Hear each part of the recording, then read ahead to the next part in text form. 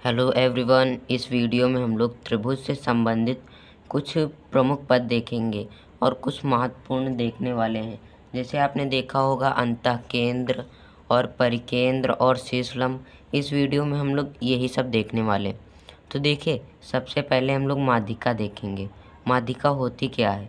तो देखिए, किसी त्रिभुज की माध्यिका एक रेखाखंड होती है। अब आपको रेखाखंड समझना होगा। पहले रेखाखंड होता क्या है? देखिए, रेखाखंड की एक निश्चित लंबाई होती है। जैसे ये 2 सेंटीमीटर है तो इसकी निश्चित लंबाई है। और ये आपकी किरण होती है, क्योंकि एक तरफ ये अनंत टाइम तक चलती जाती है। और ये रेखा होती है जो दोनों तरफ एरो लगाओ, मतलब दोनों तरफ चलती जाएगी, तो ये रेखा हो जाएगी।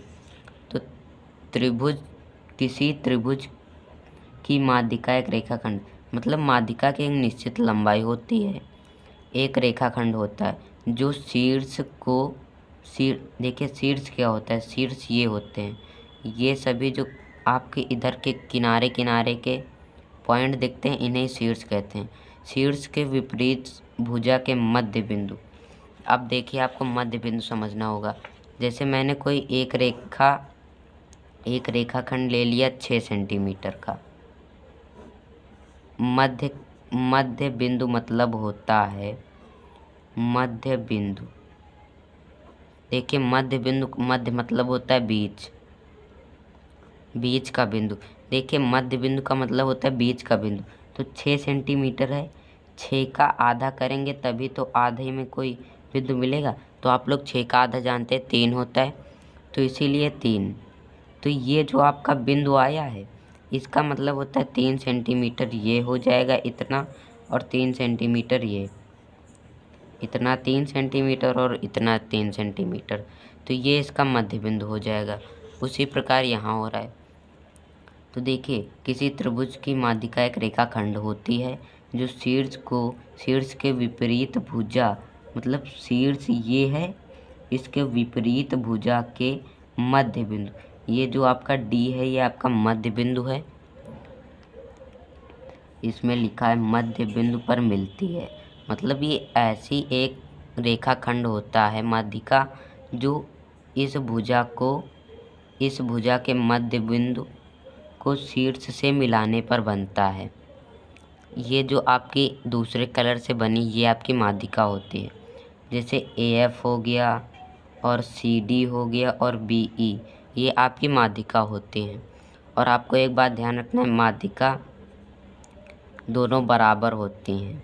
माध्यिका, चूँकि ये मध्य बिंदु होता है, इसीलिए माध्यिका जहाँ प्रतिच्छेद करती है तो वो उसका मध्य बिंदु कहलाता है। और ये दोनों पार्ट आपके बराबर होते हैं। जैसे AD बराबर DB हो जाएगा, और ये यहाँ मिल रहा है तो AE बराबर EC, और ये यहाँ मिल रहा है तो CF बराबर FD। त्रिभुज की माध्यिका एक उभयनिष्ठ बिंदु O, देखिए, एक उभयनिष्ठ बिंदु O से होकर गुजरती है। यह बिंदु O, मतलब ये बिंदु जो O है, वो त्रिभुज का केंद्रक कहलाता है। ये आपको ध्यान रखना है, ये काफ़ी इम्पोर्टेंट पॉइंट है। ये आपका त्रिभुज का केंद्रक कहलाता है। अब हम लोग शीर्षलंब देख लेते हैं। जैसा कि मैंने आपको बताया, शीर्षलंब देखिए होता क्या है? किसी त्रिभुज के किसी शीर्ष से सम्मुख भुजा पर, शीर्ष मैंने बताई, ये जो आपके पॉइंट होते हैं इन्हें शीर्ष कहते हैं। और इसमें लिखा है शीर्ष से सम्मुख मतलब सामने, शीर्ष से सामने की भुजा पर डाले गए लंब मतलब होता है ऐसे लंब का मतलब होता है 90 डिग्री का कोई एंगल बनाए। कोई रेखा अगर 90 डिग्री का एंगल बना रही है तो वो लंब होगी। लंब का मतलब ही होता है कि 90 डिग्री। तो देखिए, सम्मुख भुजा पर डाले गए लंब मतलब कि लंब अगर डालेंगे, लंब मतलब कोई रेखा डालेंगे तो 90 डिग्री का एंगल बनानी चाहिए। तो ये आपका 90 डिग्री का सिंबल इसी तरह होता है। ये जहाँ बना तो उसको आप लोग 90 डिग्री ही समझना। तो इसको एक बार और पढ़ते हैं। किसी त्रिभुज के किसी शीर्ष से सम्मुख भुजा पर डाले गए लंब की लंबाई को शीर्षलंब कहते हैं। देखिए, ये जो होता है ये भुजा पर लंब होता है। तो आपको ये सभी पॉइंट ध्यान रखना है, क्योंकि इनसे कुछ ऐसे क्वेश्चन बन जाते हैं, जैसे कह दिया कि किसी त्रिभुज का शीर्ष लंब ये है। यदि आपको शीर्ष लंब मालूम ही नहीं है कि ये 90 डिग्री एंगल बनाता है तो कैसे होगा, तो आप कर ही नहीं पाओगे। इसीलिए आपको ध्यान रखना है कि शीर्ष लंब भुजा पर लंब होता है, मतलब ये इसको आप ऊंचाई भी कह सकते हैं, इसे इंग्लिश में एल्टीट्यूड कहते हैं। और ये बात आपको ध्यान रखनी है, जहाँ तीनों शीर्ष लंब प्रतिच्छेद करते हैं त्रिभुज का लंब केंद्र कहलाता है।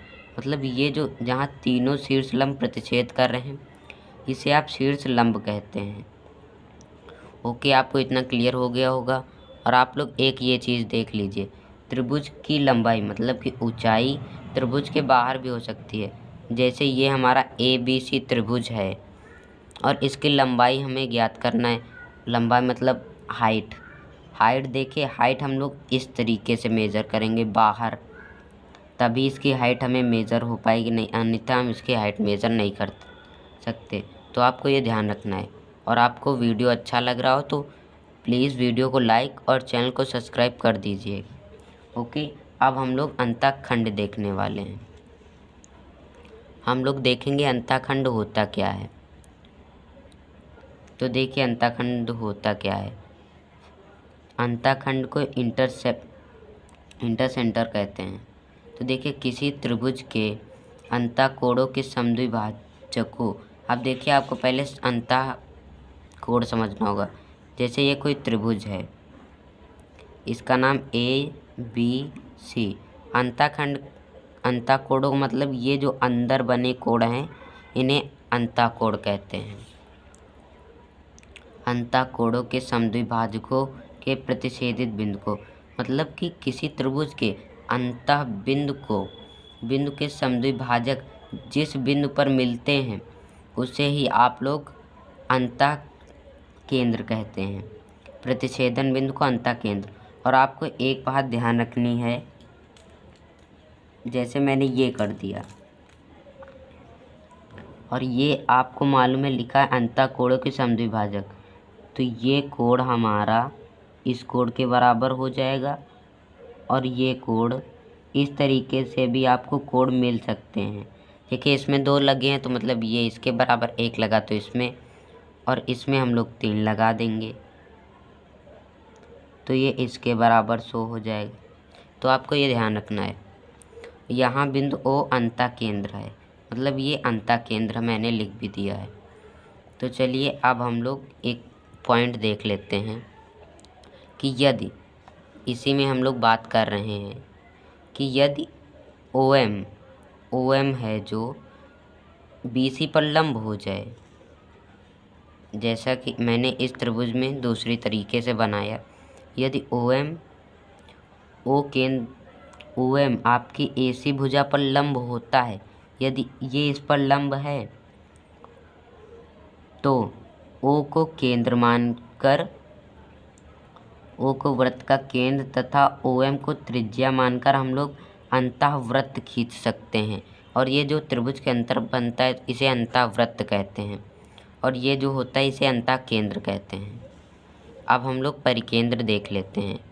परिकेंद्र होता क्या है, तो देखिए आपको इसमें समझने की ज़्यादा ज़रूरत है।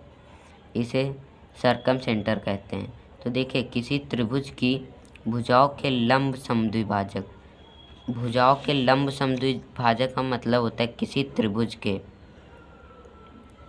देखिए किसी त्रिभुज के लंब समद्विभाजक, लंब का मतलब होता है लंब हो और समद्विभाजक का मतलब भुजा को समद्विभाजित करता हो, तो इसे लंब समद्विभाजित। जैसे ये कोई रेखाखंड है, इसे हम लोग ऐसे लंब समद्विभाजित कर रहे हैं, मतलब इस पर कोई भुजा लंब है और वो इसे समद्विभाजित भी कर रही हो, तो इसे लंब समद्विभाजक कहते हैं। आप देख लीजिए, किसी त्रिभुज की भुजाओं के लंब समद्विभाजकों के प्रतिच्छेदन बिंदु को, मतलब जहाँ ये लंब समद्विभाजक प्रतिच्छेद करते हैं, ये आपका परिकेंद्र कहलाता है। मतलब ये बिंदु आपका परिकेंद्र कहलाता है।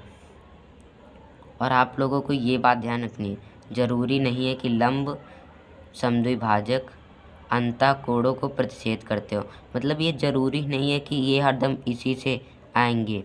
ये देखिए, ये आपके ऐसे भी हो सकते हैं लंब, वो भुजाओं पर डिपेंड करता है। जैसे मैंने कोई बना दिया, ये ऐसे बना दिया, तो इसको आपको ऐसे लंब करना हो, इसका लंब ये हो जाएगा, तभी ये लंब होगा। तो ये ऐसे आप नहीं बनाएंगे कि ऐसे बना दिया तो लंब, मतलब 90 डिग्री का बनाना चाहिए। तो आपको समझाना मैं ये चाह रहा था कि यहाँ से ही हमेशा नहीं जाएगा। और ये मैंने थोड़ा टेढ़ी लाइन है, इसको आप देख लीजिएगा, मैं आपको समझाने के लिए इसे बनाया हूँ। ये भी आपका 90 डिग्री का हो जाएगा। और इसमें देख सकते हैं कि यहाँ बन रहा था, तो ये ज़रूरी नहीं कि इधर से ही जाएगा। ओके, और ये बात आपको ध्यान रखनी है जो मैंने यहाँ लिखी, ओ को केंद्र मानकर। देखिए, यदि ये है, यदि ये इस जो बाह्य वृत्त होता है इसे परिवृत्त कहते हैं, और इन परिकेंद्रों को, ये परिकेंद्र है आपका, इनके प्रतिच्छेदन बिंदु को इसको परिकेंद्र कहते हैं। यदि इसको इससे मिला दिया जाए तो ये आपका वृत्त केंद्र हो जाता है वृत्त का, और ये आपकी त्रिज्या हो जाती है। त्रिज्या ये भी हो सकती थी क्योंकि परिधि से टच कर रही है, ये आपका परिधि हो जाएगी। आप लोग ऐसे सर्कल खींच लेंगे। वही बात यहाँ लिखिए, ओ को केंद्र मानकर ओसी लेकर आप परिवृत्त खींच सकते हैं, ये आपका लिखा हुआ है। तो देखिए, हमने इसमें माध्यिका और शीर्ष लंब देख लिया। अब हम लोग इनका एकदम अच्छे से, एकदम शॉर्ट से रिवीजन कर लेते हैं कि माध्यिका हमने इस क्लास में पढ़ा क्या। तो सबसे पहले हमने माध्यिका पढ़ा। माध्यिका को इंग्लिश में मीडियन कहते हैं। माध्यिका होती क्या है?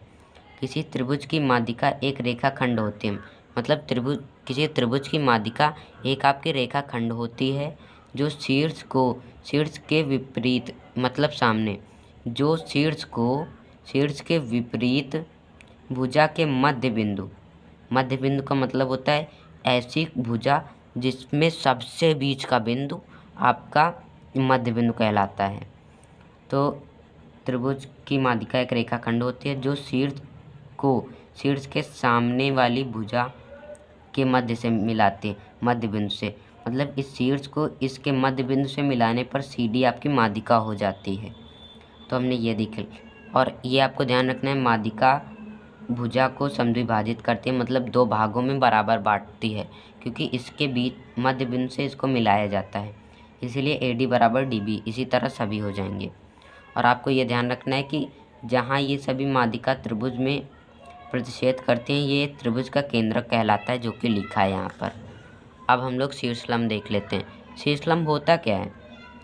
शीर्षलंब शीर्ष से सम्मुख भुजा पर डाला गया लंब शीर्षलंब कहलाता है, मतलब शीर्ष से सम्मुख भुजा पर डाला गया लंब शीर्षलंब कहलाता है। इसमें यही आपकी थी। और शीर्षलंब जहाँ प्रतिच्छेद करते हैं इसे लंब केंद्र कहते हैं। और आपको ये ध्यान रखना है कि किस त्रिभुज की ऊंचाई सिर्फ त्रिभुज के अंदर ही नहीं, बाहर भी हो सकती है। अब हम लोग अंतः केंद्र देख लेते हैं। तो देखिए, अंतः केंद्र होता क्या है? किसी त्रिभुज के अंतः कोणों के समद्विभाजकों का प्रतिच्छेदन बिंदु, मतलब अंतः कोणों के समद्विभाजकों का प्रतिच्छेदन बिंदु, मतलब जहाँ सभी प्रतिच्छेद करते हैं उसे अंतः केंद्र कहते हैं, जो कि लिखा है यहाँ पर, बिंदु O अंतः केंद्र है। और आपको ये बात ध्यान रखना है, यदि OM BC पर लंब है तो O वृत्त का केंद्र तथा OM को त्रिज्या मान लेंगे और ये वृत्त खींच लेंगे, जिसे अंतः वृत्त कहते हैं। अब हम लोग परिकेंद्र देखते हैं। परिकेंद्र देखिए होता क्या है? सर्कमसेंटर इसे इंग्लिश में कहते हैं। किसी त्रिभुज की भुजाओं के लंब समद्विभाजकों, मतलब किसी त्रिभुज की भुजाएं होते हैं, उनके लंब समद्विभाजकों के प्रतिच्छेदन बिंदु, ये आपको ध्यान रखना है, प्रतिच्छेदन बिंदु को परिकेंद्र कहते हैं। ये आपका प्रतिच्छेदन बिंदु है, इसे परिकेंद्र कहते हैं। और लंब समद्विभाजक का मतलब होता है कोई रेखा अगर किसी भुजा पर लंब है और वो उसे समद्विभाजित भी कर रही है तो उसे लंब समद्विभाजक कहते हैं। और ये आपको ध्यान रखना है, ज़रूरी नहीं है कि लंब समद्विभाजक अंतः कोणों के प्रतिच्छेदित करते निकले। जैसा कि आप यहाँ देख रहे हैं, ये इसको प्रतिच्छेदित करते निकल रहे हैं और यहाँ पर नहीं निकल रहे हैं। ये आपको ध्यान रखना है कि दोनों तरीके से हो सकता है। और आपको ये ध्यान रखना है कि परिवृत्त खींचने को आ जाए तो आप परिकेंद्र पहले ज्ञात कर लेंगे, उसको इस त्रिभुज के शीर्ष से मिलाकर इसे त्रिज्या मान के वृत्त खींच लेंगे, जिसे परिवृत्त कहते हैं। तो आज की क्लास हमारी यहीं तक थी। यदि आपको यह वीडियो अच्छा लगा है तो प्लीज़ हमारे चैनल को सब्सक्राइब और वीडियो को लाइक कर दीजिएगा, क्योंकि इसी प्रकार का कंटेंट इस चैनल पर मिलता रहता है। धन्यवाद।